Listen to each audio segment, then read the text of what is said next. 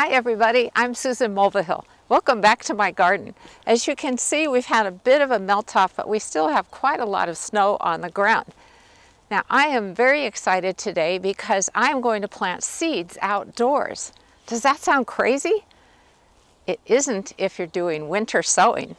So that's today's topic. Now if you're not familiar with winter sowing, here's a quick explanation of what it's all about. It involves starting plants in containers, leaving them outdoors in the dead of winter where they get hit by all kinds of weather. It doesn't matter how cold it gets, it doesn't matter how wet it gets. They will germinate when the time is right for them. And what I like about that is I don't have to remember to start them at the right time indoors. I also like that they don't have problems with damping off syndrome, also known as damping off fungus. And usually that occurs when you're starting seeds indoors for the most part, where maybe the air circulation isn't so good and it will wipe out seedlings very quickly. So they're outside, they're in the fresh air, there's going to be holes in the container so they're getting enough air circulation so you don't have a problem with that disease. Also, you don't have to put the plants through the hardening off process where you gradually acclimate them to the temperatures outdoors and the bright sunlight, which we don't have a whole lot of today.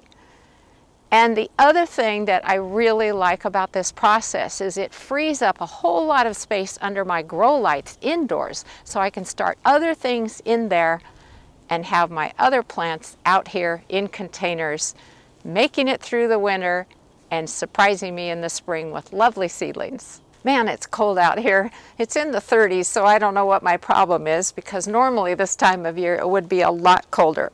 But I wanted to go over the supplies that you're going to need.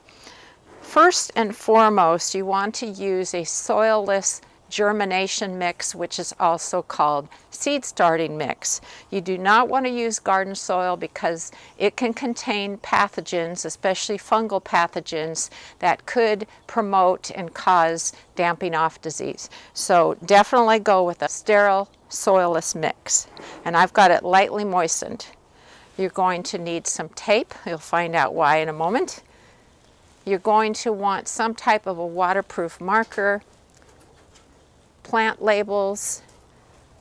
You're going to need some seeds. We'll talk about that in a moment. And then you're going to want to use some type of containers that will be okay to have outside.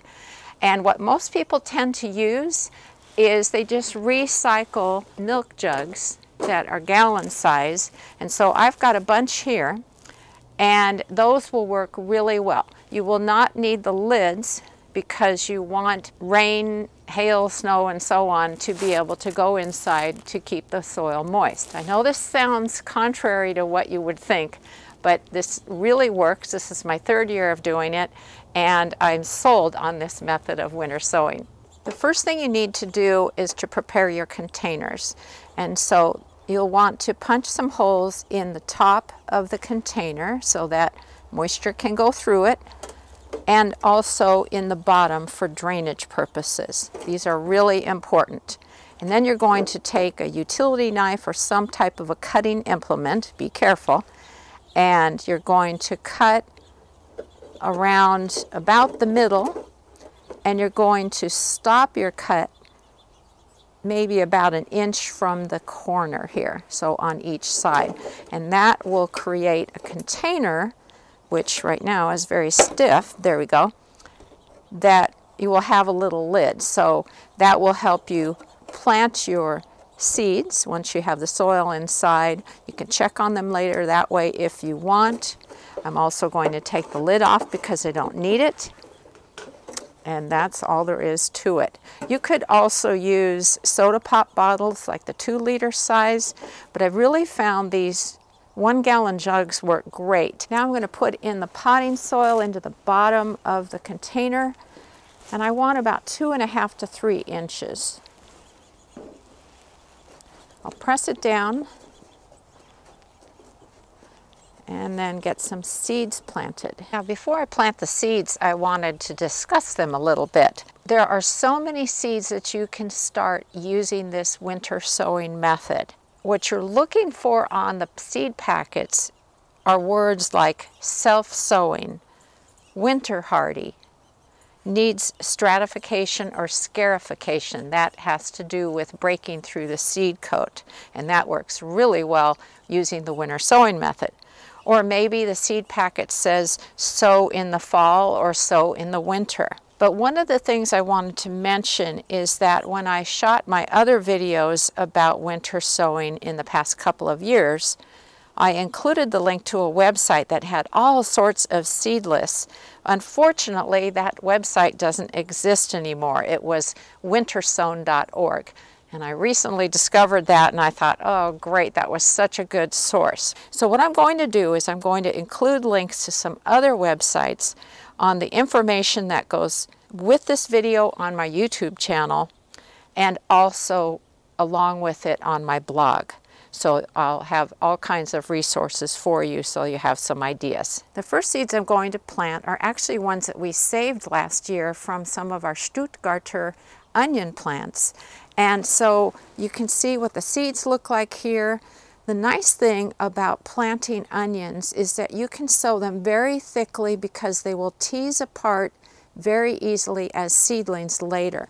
So I'm just going to go ahead and sprinkle them on the surface of the soil here. And then I'm going to put 1/4 of an inch of soil on top of them. So you're going to rely on the seed packets to tell you what depth to sow them at. Next step is to put in your plant label on the inside of the jug, because even though I'm going to use a waterproof marker to mark what's in this jug on the outside, just in case it somehow washes off during the winter, I will still know exactly what's in here. Fortunately, onion seedlings are very recognizable, but it will be important for other types of seedlings where I might not know exactly what they are. Now I'm going to write the name on the outside, and then I need to tape together the top and the bottom. Okay, I taped together the top and the bottom with some duct tape because that usually works pretty well out in the weather. Now I want to plant my other containers using the exact same steps. I got the rest of the seeds planted. I've taped each of the jugs and I just moved them out to the vegetable garden. They're in a very open area and that's what I want. I want them to be exposed to all the elements. Do not put your jugs underneath the eaves of a building because they will not get watered. So the goal is to have this soil stay reasonably moist. The seeds, as I mentioned earlier, are going to germinate when the time is right for them. And so just check on them every so often to see how they're doing, but you really don't have to do a thing. Now, once the seedlings have grown really well and it's getting closer to the time when you would transplant them into the garden, cut a little window in the side to give them a little more air circulation. But that is really it. It's so simple, it's fun, it's cool, and there are so many good reasons to use winter sowing as a method for starting seeds. Thanks so much for watching the video today. I hope you enjoyed it. I hope you're going to give winter sowing a try. I'll see you next week.